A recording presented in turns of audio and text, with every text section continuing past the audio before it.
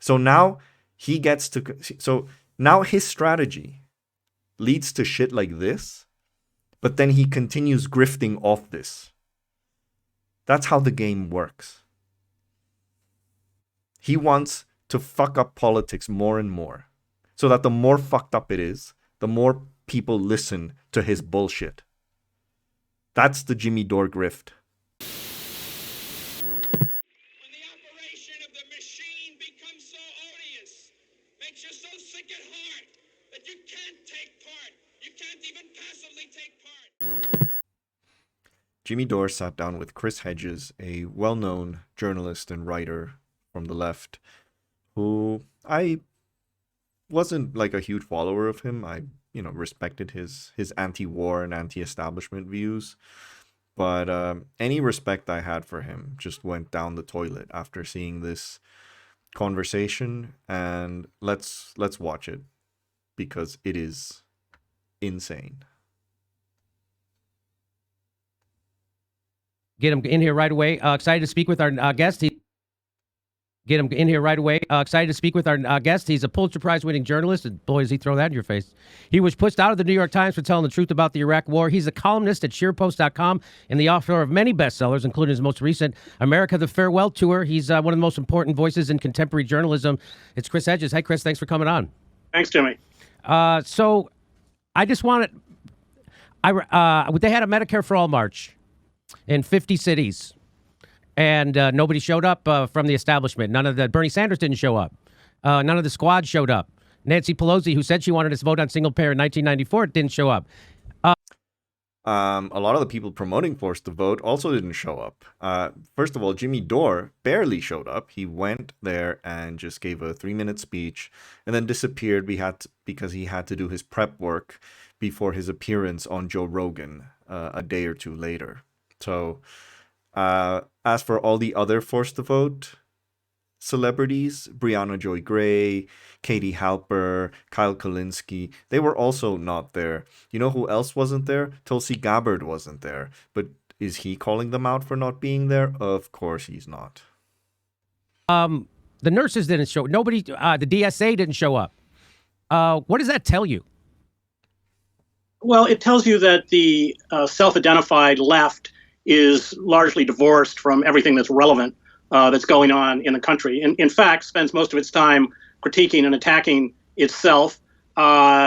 Dude, you're on the show who basically just does that.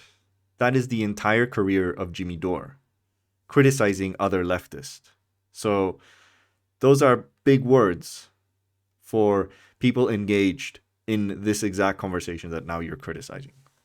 So, yeah, I think it's a signal that the left itself has kind of retreated into a boutique kind of activism that doesn't really have any, is utterly disconnected from the lives of working men and women and the working poor. So, once again, this is an echo of the force to vote thing. It's like, you not only have to agree with the policies, you have to also agree with the strategies that we want for those policies. You may not have a different strategy for this. That doesn't count. You have to follow our strategy, or else you're a shit lib, billionaire funded corporate sellout. That's the argument.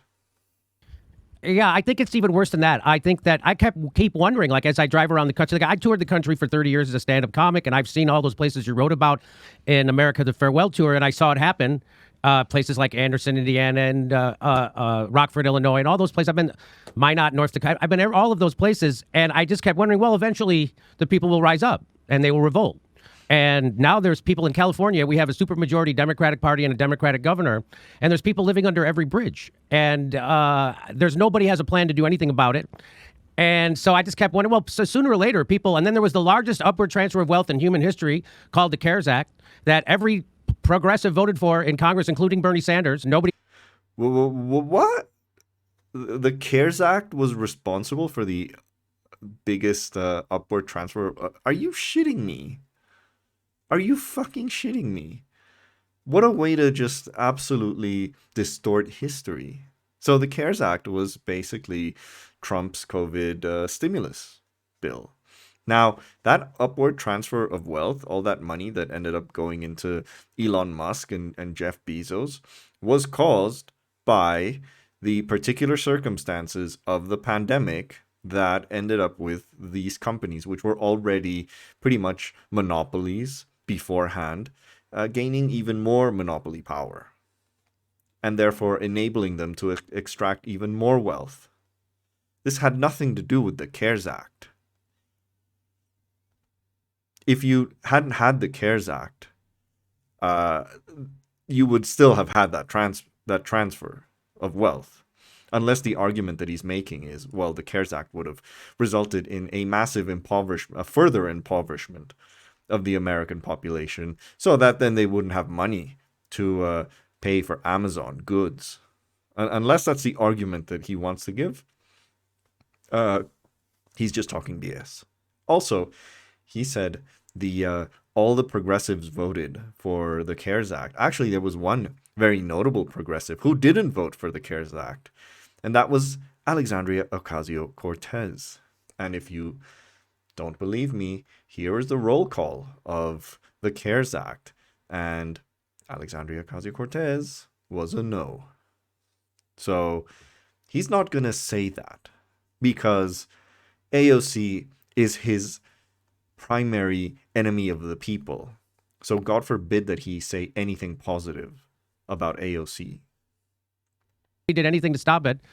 And the reason why this keeps happening is because there is no left. Every time there's a lefty organization, they immediately they're invented to co-opt the energy of revolution. When, like, for instance, like the Justice Democrats started a super PAC last year. Now our revolution is ditching Bernie and the progressive movement signature issues, and they're rebranding like they're Hillary Clinton. It started with, remember, the Working Families Party was founded in 1998 by unions and not-profits to reform the Democratic Party, and it followed the same trajectory. Kucinich's staff formed Progressive Democrats of America after 2004, and it followed the same trajectory. Howard Dean formed the Democracy for America in 2004, and it followed the same trajectory. Brand New Congress was formed by Bernie's staff after his 2016 presidential run, and it followed the same trajectory. The DSA blew up in 2016, and it's following the same trajectory. They all end up moving right and sucked into the corporate Democratic Party, reduced to controlled opposition.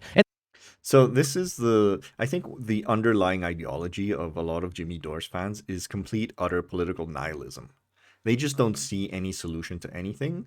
So they just see this guy who's screaming at everyone in power, even those closest to being on your side, and seeing everything else as enemies. If what he's saying is true, then what is the hope of, for example, the Green Party that he voted for in 2016 also not falling into that rabbit hole of corporate sellout-ism? What is the hope of the Movement for the People's Party, which he is now promoting? I think he's now a member of, which he thinks is the solution to the bipartisan gridlock that you have in the US. What's his guarantee that the MPP is also not going to fall into that hole? None. See, that's how his argument fails.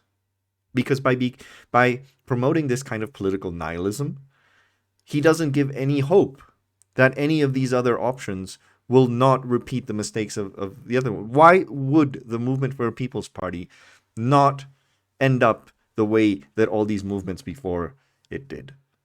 Because under his logic, that's what everything naturally gravitates to. And the Justice Democrats and our revolution are just the latest in that cycle.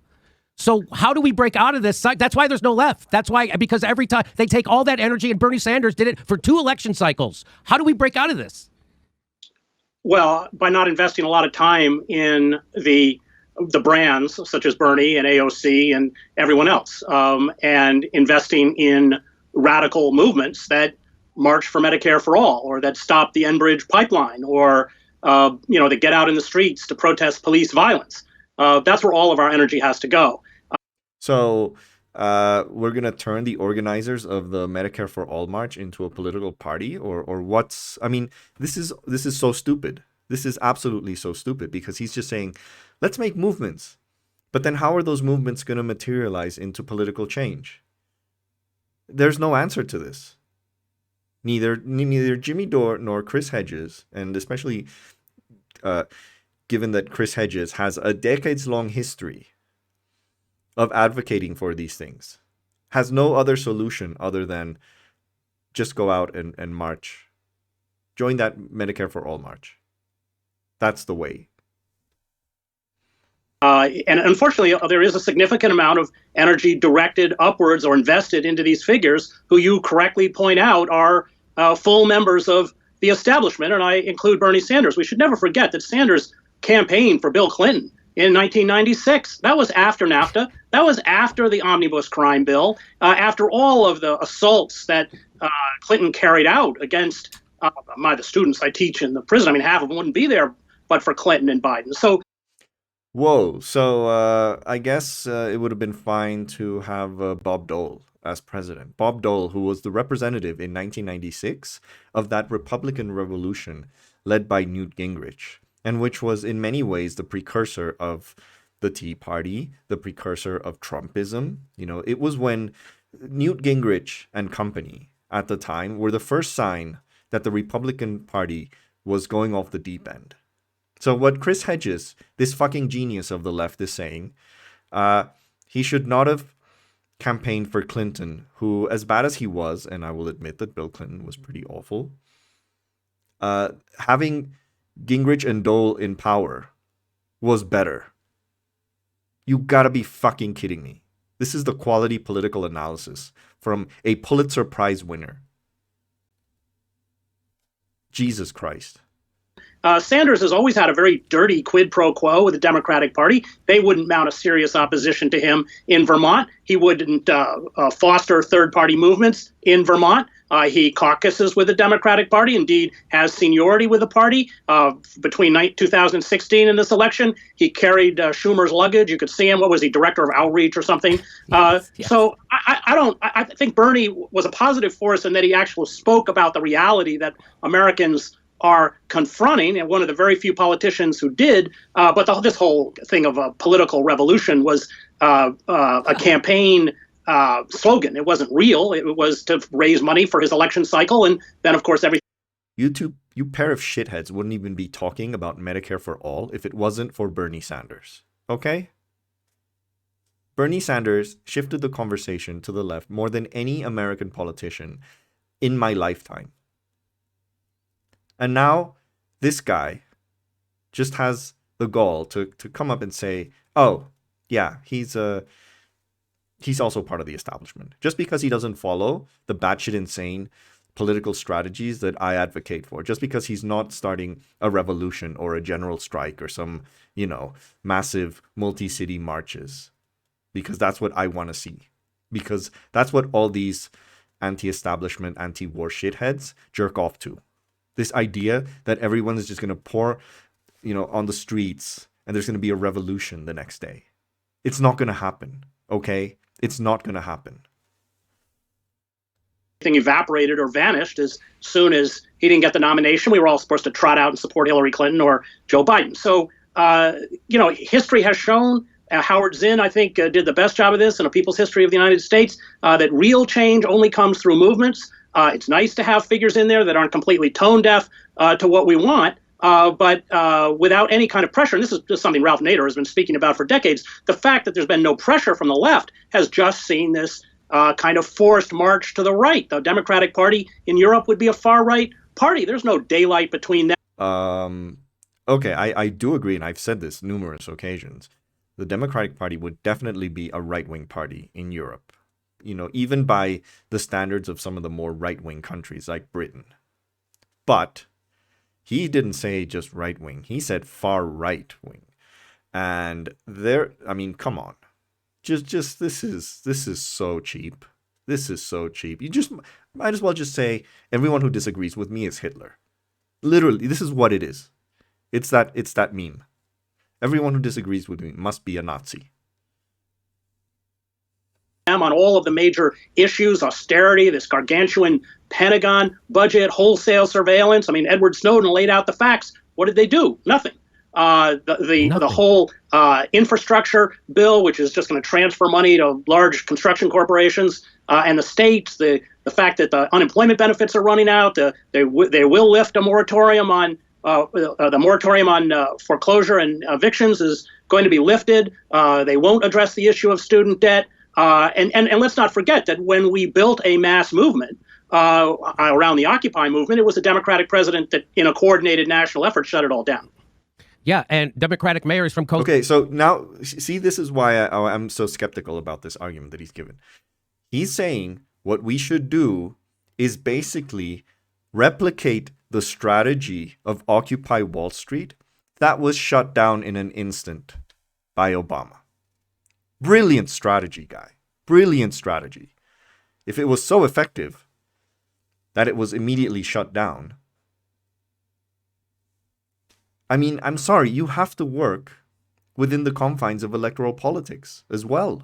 You can't just go out on the street and expect this imaginary revolution to happen. Do you know why the Tea Party was so effective? It wasn't just because people were out on the street protesting.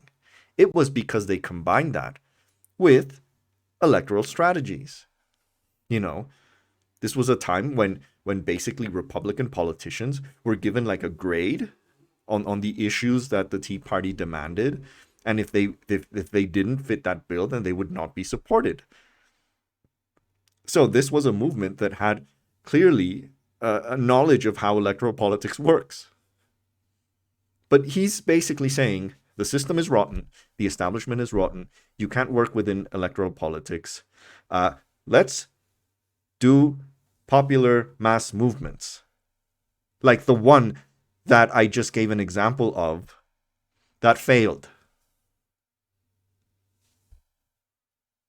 To coast let Union cops crack the heads of peaceful protesters and ended that.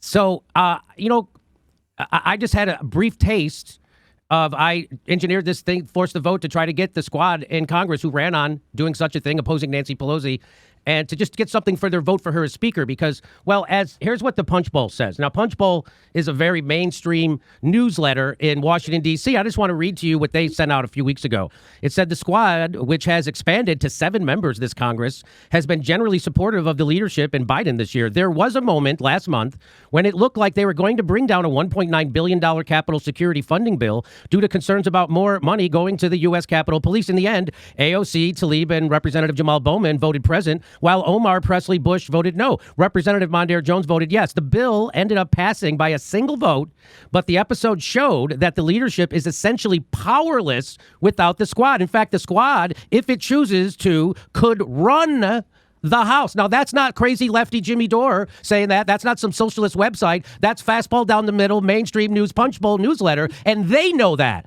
So how are they getting away without coordinating their votes? I'll tell you, but I would like to hear what you think. Well, because they're frightened. They want to stay in their particular perch. Pelosi and the Democratic Party leadership has made it very clear that if they do that, their careers are finished. Pelosi's power, like Schumer's, is that they are the funnel for the money. How will Pelosi determine whether AOC gets continuously reelected? I mean, she already had a primary challenge in 2000 by a corporate opponent, and she easily wiped the floor with her. So what is the power that Pelosi has over their careers? This argument is absolutely ridiculous. The idea that they're only there because that's the only way that they can maintain their perpetuity in power. Come on. Look, I'll give you one thing. That police bill, yeah, that was a failure of coordination. That looked very bad on behalf of progressives. We cannot expect them to get it right all the time. And let's be honest, the squad has existed for 2 years. A bit more than 2 years. Do you really expect a group of politicians that numbers 7 members to by now effectively coordinate everything in such a way that they will get everything that they want? Also, take into consideration that when you have such a very small majority of people, when your majority in the House is so small, anyone can derail it. Those group of 9 who are trying to derail the infrastructure bill are doing exactly the kind of things that Chris Hedges and Jimmy Dore wants the left to do, right? Now, there's an image problem that progressives will have because they will suffer if they act way too obstructionist. They're going to have a real problem. So they can't do that. They can't behave the way that Hedges and Dore want them to behave. Because obstructionism isn't viewed as positively among Democratic voters as it is among Republican ones. So to some extent, they have to play along and they have to pick their battles. That's the most important thing. Now, the idea here is, well, let's try and get more people, more progressives into Congress. Build up a bigger base. Have enough experience now after 4 years in which they can behave as a proper opposition bloc. But you dipshits don't even want to give them that chance because you're always supporting not voting for Democrats. Jimmy Dore never supported Nina Turner. So, what's the game that's being played here? And they'll take them down. And in fact, like Bernie, I mean, they are kind of spineless. They won't confront power because they're too frightened about losing their political position. And that's what's happened. Why are there so few people like us, Chris? Why are there so few people like us standing up to make them do something or deliver on their promises or exercise? The Freedom Caucus didn't pull this garbage. The Freedom Caucus did. Why was the Freedom Caucus allowed to drive John Boehner out of business and into alcoholism and selling pot when the Squad isn't, and they actually have more power with less people? Well, they do have voting power, but they don't have economic power the way the Freedom Caucus does. And so they don't represent any major. By the way, that point, they have no economic power, goes against Jimmy Dore's continuous argument of they're like secretly corporate sellouts. Just to point that out. Constituency within the Democratic Party establishment.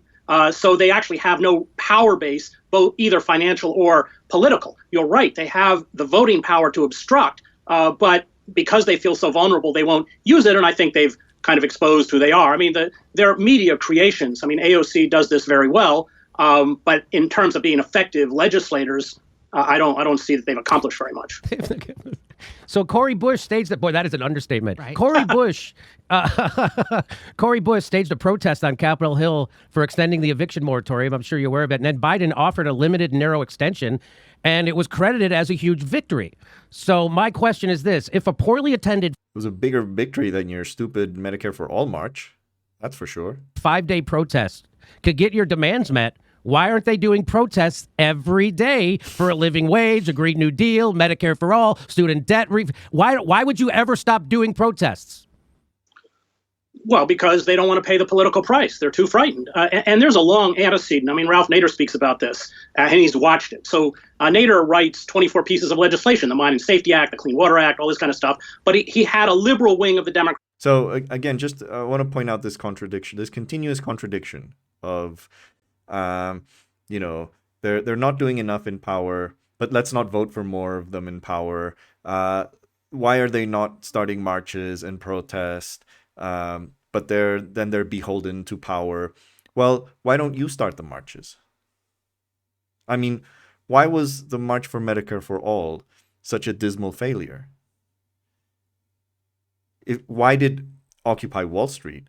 Why was it so weak that Obama could basically just, crush it? Why are you saying that this alternative strategy is effective when you yourself are giving examples of why it's not effective? Democratic Party that pushed it through the House and the Senate. You go all the way back to Congressman Tony Coelho out of California, who allies with Clinton, and they say, look, we can get corporate funding, we can do corporate bidding too. And part of that process is pushing out the true liberal wing of the Democratic Party and replacing them with faux liberals. I mean, remember, like Tony Blair is a perfect example of that faux liberalism. Margaret Thatcher said our greatest creation was Tony Blair. Reagan's greatest creation was Bill Clinton. So it dresses itself in a liberal garb on cultural issues. But again, if you look closely at the voting, there's very little difference between both the Republican and the Democratic parties on all of the major issues. They don't have any daylight. So that's what's happened. I wrote a book called Death of the Liberal Class that spends 250 pages talking about this. But what the self-identified... That is all true, by the way. I completely agree with everything that he just said. In fact, I have an entire chapter in my book also arguing this point. But this has nothing to do with the issue of political strategy and how to obtain the results that these people want. Liberal establishment isn't in fact liberal at all. Yes, it's more receptive to GBLTQ rights and women, but again, it's also inverted. If you go back to the first or second wave feminists, Andrea Dworkin, these great radicals, they talked about empowering oppressed women. Well, this got twisted to essentially electing Hillary Clinton president or having a woman CEO of Hewlett Packard or something. But it's a complete inversion of radicalism itself. I mean, it's a mockery of radicalism.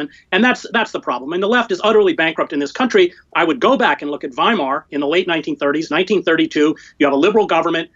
They actually cancel unemployment benefits. The Nazis were polling in the single digits in 1928 before the crash. And so the self-identified liberals betray the working class. And of course, they go into the hands of the fascists and the powerful Communist Party. We don't have a powerful left.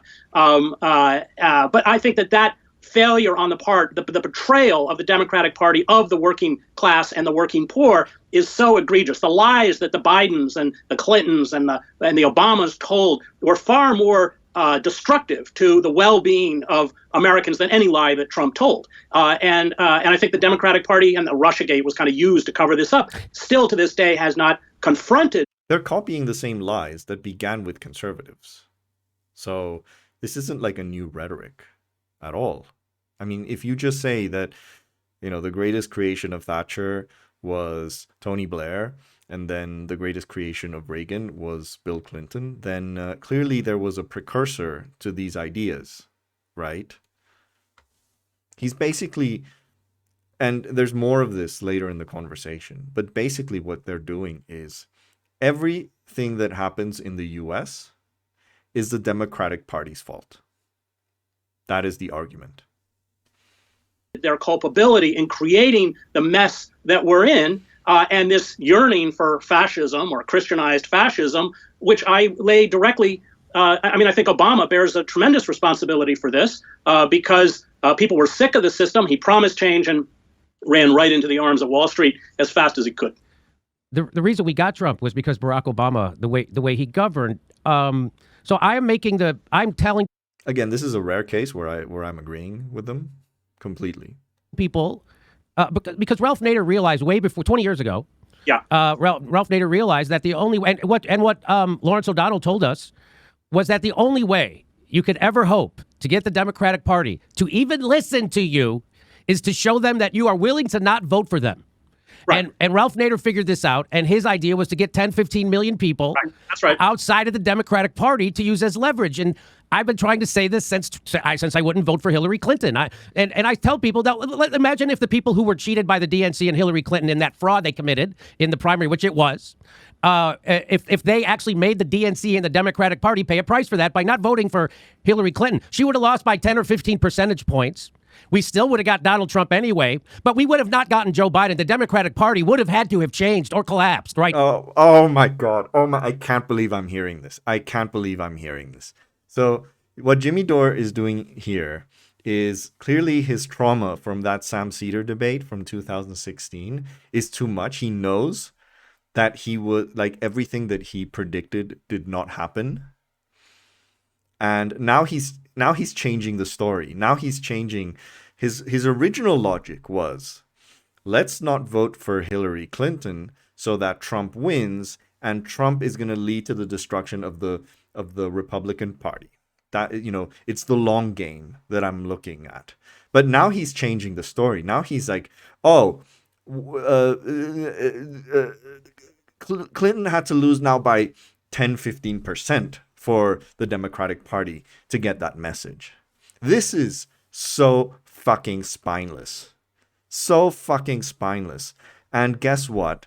I have the snippets of that debate, and at no point does he ever say that his political strategy is dependent on Hillary losing by a certain amount. His original argument was that she would lose.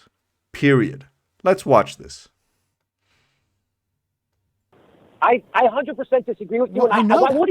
What do you say about the point that Chris Hayes made and Ben Howe made from Red State? They're both in agreement that Ben Howe is telling people, his conservative friends, to vote for Hillary if they care about the safety or the life of the Republican Party and the conservative movement. Because if Donald Trump is president, it wrecks it, and they won't be able to get a governing majority. He said for maybe decades.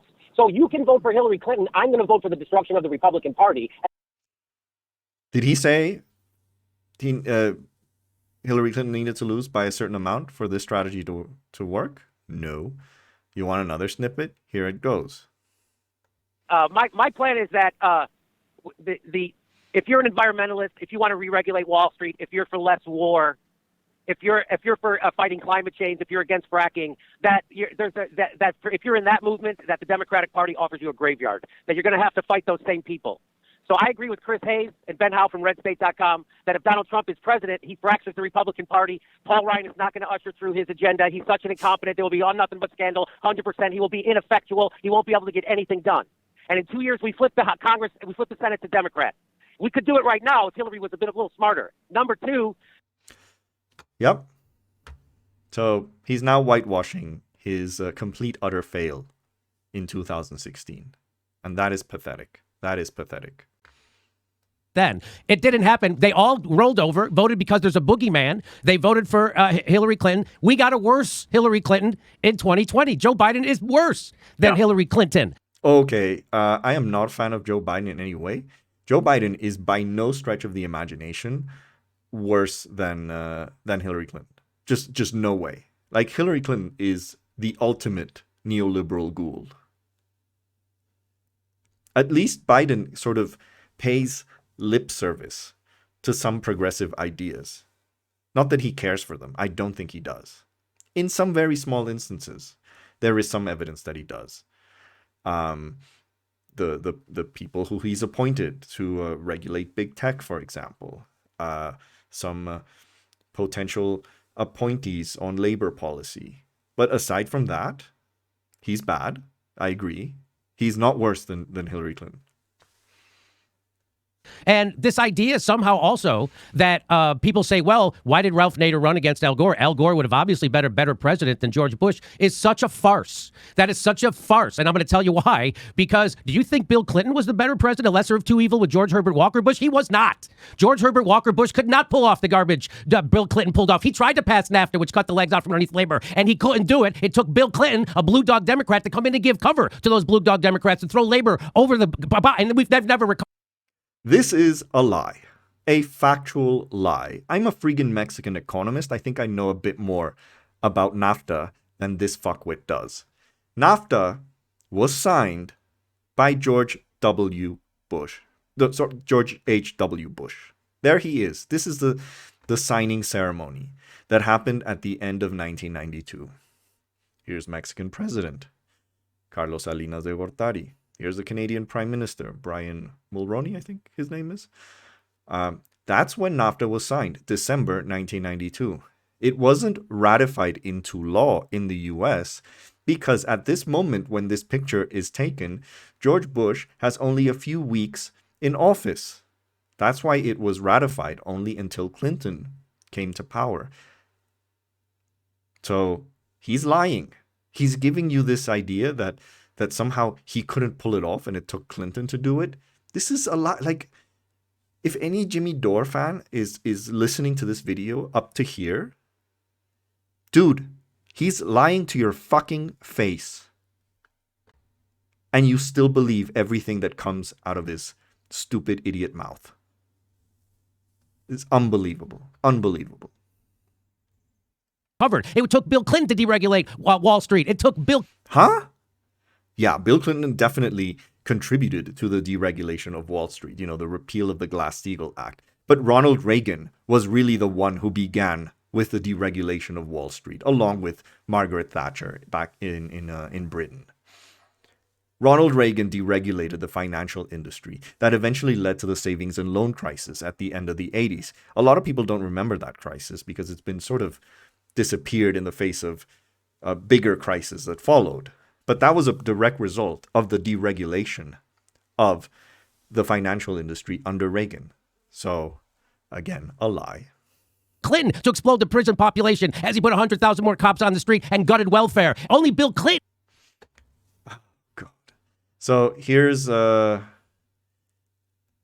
statistic on prison population. The crime bill, which Bill Clinton signed, was 1994. So it's around here. What does this say? Did the prison population began rising with Clinton? No, it didn't. It preceded him. He continued it. I'm not defending Clinton. What I'm objecting is this view, this narrative that Jimmy Dore is presenting to you, that all the bad things happened under Democratic administrations. That is just pure, utter bullshit. That is a lie. Could do those. A Republican would have been opposed. And that's what only, how about Barack Obama kicked 5.1 million families out of their houses during a similar economic situation, gassed immigrants at the border, and deported more Mexicans than any president in the history since 1890. All of that's also false. That is another lie. Let's look at the chart. The peak period of deportations of Mexican or any other immigrants that there are was during the late 1990s, early 2000s. So the final years of the Clinton administration, the beginning ones of Bush. That was the peak period. The difference is that these people were basically apprehended and returned. What increased during Obama was basically the sending them to court and kind of officially deporting them with a court order. That is what is increased. That is that red thing here. But returns are the exact same thing. It's just basically deportations without a court order versus deportations with a court order. I have had to debunk this idea so many times that I'm getting really fucking tired of it. But there is Jimmy Dore promoting another convenient lie. them combined. You know, Trump deported less Hispanics, by almost half than Joe Biden. And so this idea that we have to vote for the Democrat, that somehow they're going to be better, that is bullshit. Do you agree with that? Well, completely. I was Nader's speechwriter. I haven't voted for Democrats since before 2000. Okay. I think Ralph has been fighting corporate power longer and with more courage and integrity than probably any other American. Ralph is not a particularly political figure. He knew he wasn't going to win. He wasn't trying to win. He was trying to do what you said, which was pull 5, 10, 15 million votes away and use it as a weapon to bludgeon the Democratic Party into at least beginning to address the disenfranchisement of working men and women in this country. Did that work? No, it didn't. It didn't work. None of the freaking strategies that you two dipshits are proposing has worked. And yet you completely go off the deep end, criticizing electoral politics, criticizing the establishment, criticizing everyone who doesn't follow your batshit crazy, insane political strategies, when the ones that you promote fail all the time. That's what I don't understand. How these two people can be having this conversation with a straight face. And it's absolutely shameful that someone with the trajectory of Chris Hedges is falling into this dumb left. It's not even left anymore. I swear to God, this is not left anymore. What you're hearing now could be basically two Republican Party operatives talking. That's how bad this is. That's how bad this analysis is. That's how bad it is, because it seems to be the only intention of it is to make leftist politicians lose elections. That seems to be the ultimate goal of this narrative. And I don't think the Republican Party is smart enough to actually put like a sleeper agent in the face of Jimmy Dore and doing this. I think they're too stupid to do that. But if I thought the Republican Party was much smarter and much better at political strategy, I would have no doubt that Jimmy Dore would be, in fact, a Republican plant. because that is the objective of what he's saying. And it's so pathetic to see someone with the respectability of Chris Hedges follow him on this path. Why Ralph did it, and also to raise the issues. And of course, look what they did to Ralph. You know, I had a very interesting moment. I was with Shama Sawant. It was a climate march. And Shama was really pushing. Bernie was there. He spoke there with Bill McKibben and a few others. And she was pushing him, you know, you got to run as a third party candidate. And finally, Bernie said, I don't want to end up like Ralph Nader, which means I don't want to pay the political price. I don't want to be a pariah. I know what they did to Ralph. I don't want them to do that to me. And I think that is a fundamental failing of Bernie and why he is both politically and morally unfit to lead this kind of resistance. So what these two dipshits want is just all these righteous people to come to office and then just fall on their own swords, die noble deaths in the name of this is performative. This is performative politics. This is like, I have a chance to contribute to political change. It might not be the radical revolution that a lot of people want, but I will do it bit by bit. And that will involve making compromises here and there. No, that's not good enough. You better be a martyr for the cause. This is why this is like a death cult, basically. You know, it's basically people committing political suicide for the performance of this anti-establishment narrative that they want and that they use for their own grift. So my message now, which turns out it's controversial, I didn't know, is that I'm telling people, if you're of conscience, you have to stop voting for this duopoly. You can't keep doing it and thinking it's going to get better, just as Lawrence O'Donnell has told us, who was Monahan's chief of staff, told us that if you until you're willing to not vote for us, we don't even listen to you. And that's been proven over and over and over. And I'm telling people that it actually hurts. You didn't vote for Hillary, didn't win. Did the Democratic Party change? No, it didn't. That was the main argument that you gave to Sam Seder in 2016, and you were proved completely, utterly wrong. So much that now you're changing the narrative. The cause for progress and the revolution needed. It actually hurts that to have members of the squad or progressives who are elected as Democrats in Congress and to have Bernie Sanders there. If they weren't there, then people, because right now people get the idea that, oh, no, they're in there fighting for us, when you and I both know that they are not doing that, and that what they're actually doing is voting along with Chuck Schumer, Joe Biden, and Nancy Pelosi, who they'll never cross. And so who does Nancy Pelosi serve? She serves Wall Street, the military-industrial complex, big pharma, and fossil fuels. So when you vote for AOC or Rashid Tlaib, any of those people who consider themselves progressives, who agree with, they give you lip service, when you vote for them, you're actually voting for Goldman Sachs. Is that true? Yeah, it's even worse than that, because they will raise the issues. They have this kind of empathy for the suffering. And then when every election cycle rolls around, they go out and carry water for the Democratic candidates. It's repeated over and over and over. And in fact, what they're doing is betraying their constituency, using what credibility they have to funnel that energy back into the Democratic Party establishment, which is why the Democratic Party tolerates them. Okay. So yeah, they really tolerate them, because there haven't been any conflicts whatsoever between AOC, the squad, and Pelosi. No, not at all. They are besties. They are BFF. Come on, let's be honest. Pelosi would rather they not exist. That's a fact. Now, again, what is this whole idea? What is your strategy? Okay, let's just assume that your diagnosis of the problem is correct and they're all shills. What is your solution to this? Your solution so far has been be like Ralph Nader, who achieved nothing. Do movements like Occupy Wall Street, which were crushed.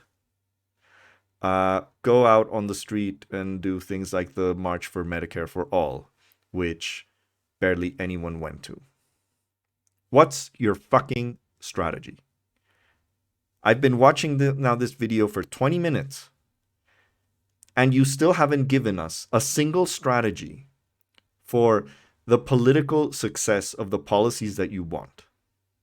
Not a single strategy, because every single strategy that you have laid out, you yourself has admitted doesn't work.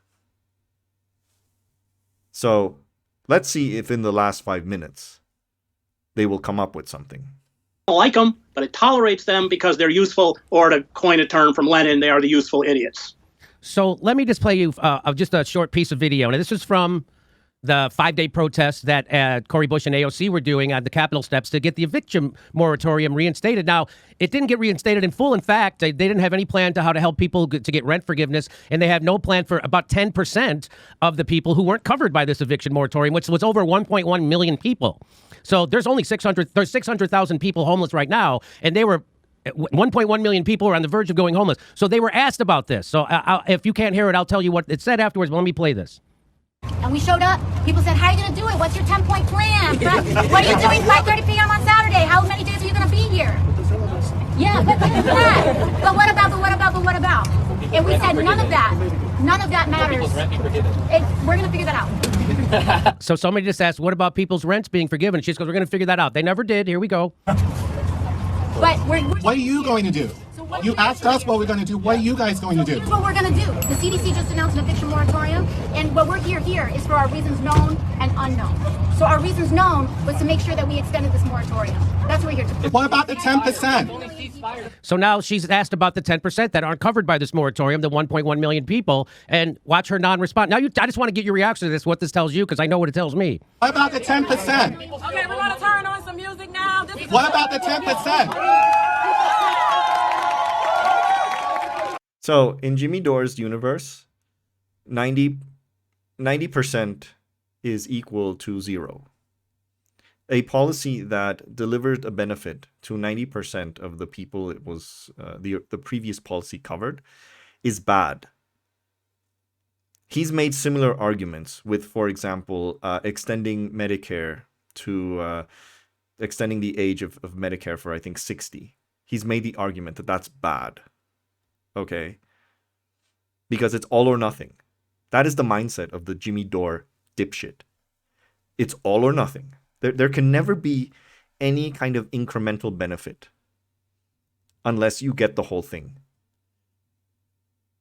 And that's how he plays on people. He plays on people's desperation. He plays on people's anger at the system. But what he cultivates is this all or nothing mentality, this lack of nuance. And let me say something else. When he made this video, I think the news hadn't come out that the Supreme Court struck down the moratorium. Now, who voted for striking it down?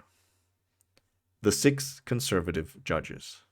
Who voted to maintain the moratorium? The 3 liberal judges. This is from a guy who, in that debate with Sam Seder,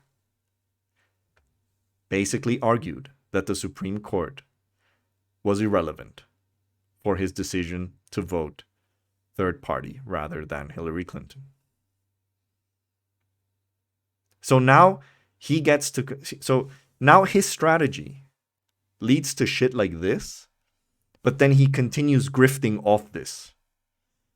That's how the game works. He wants to fuck up politics more and more, so that the more fucked up it is, the more people listen to his bullshit. That's the Jimmy Dore grift. We can't celebrate. We cannot celebrate. So what to me, that's the equivalent of Hillary Clinton and the DNC turning sound cannons on the Bernie wing at the DNC convention. What does that tell you? So it's political theater. It's why they threw Max Blumenthal out when he asked Booker about force the vote, because it's choreographed political theater. And it Max Blumenthal is also fucking political theater. I've made videos of his stunts in Venezuela.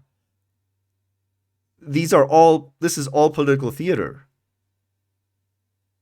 I mean, he's in a freaking show that is just based around theater, just based around this one guy going on fucking unhinged rants against everyone who disagrees with him.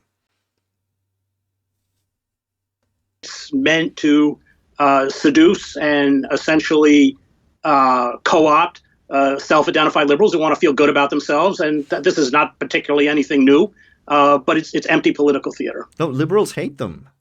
He's not. This is not to co-opt that wing of the Democratic Party. Liberals hate the squad. It's the progressives who you should be talking to. Yes, it's well, to me it reveals that that was all theater, in fact, and that they don't really care about fighting or fighting against the establishment or the power. But as you have said, is that they know and Thomas Frank, that they know the words, right? So that's what that was. They're paying fealty to activism. They're paying fealty to protesting. They're paying fealty to democracy and freedom of speech, but they're not ever actually going to cross power to do it. Well, because, Jimmy, if they actually cross power, they wouldn't be there. They would be crushed. People who actually cross power end up like Julian Assange.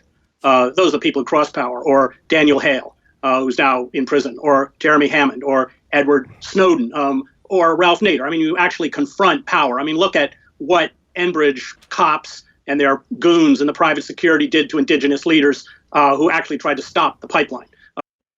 Okay, here is the motherlode of all the bullshit that Chris Hedges has been saying for the past 20 plus minutes.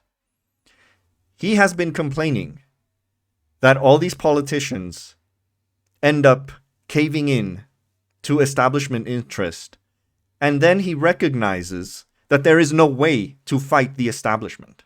How do you fucking reconcile that utter moron narrative? This is why it's all nihilism. This is why this is performative as well. This is why this is theater. This whole, I'm just going to fight I'm anti-establishment, I'm anti-war, hashtag free Assange. This is all fucking theater. Because these people are recognizing that all of this doesn't lead to anything. Because all the strategies that Chris Hedges in this interview has given, he himself has admitted that they fail.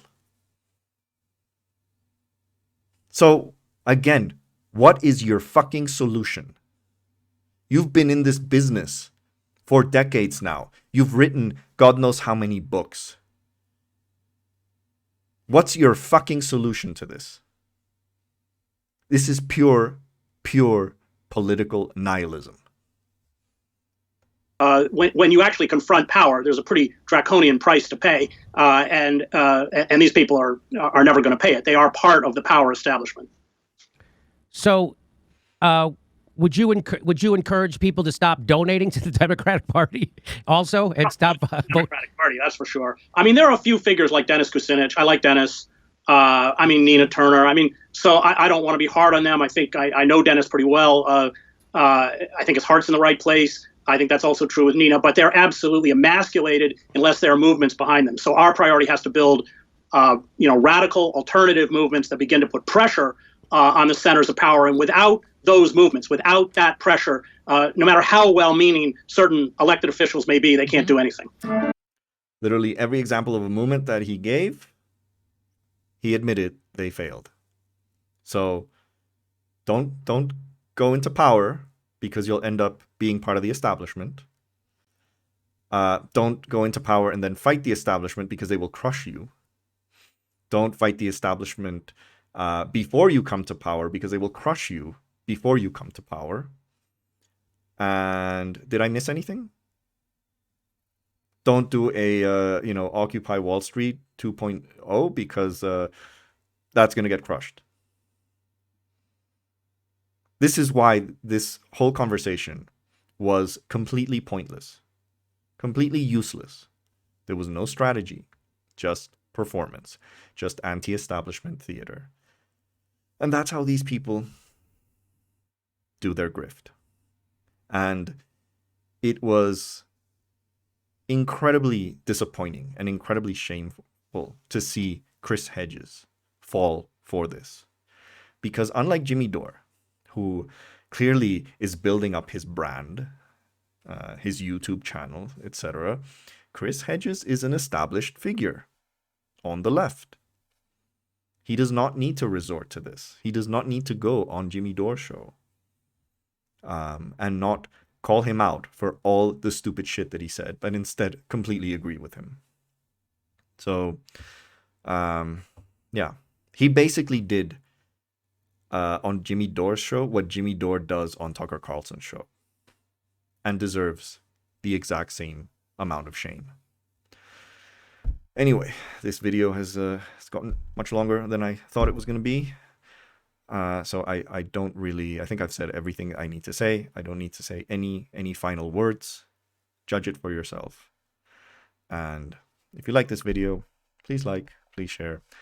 More importantly, please subscribe so I can feel inspired to make more anti-Jimmy Dore videos. Thanks for watching. Especially thanks for watching the whole thing. I don't like my videos going past 20-30 minutes, but yeah, I hope it was useful.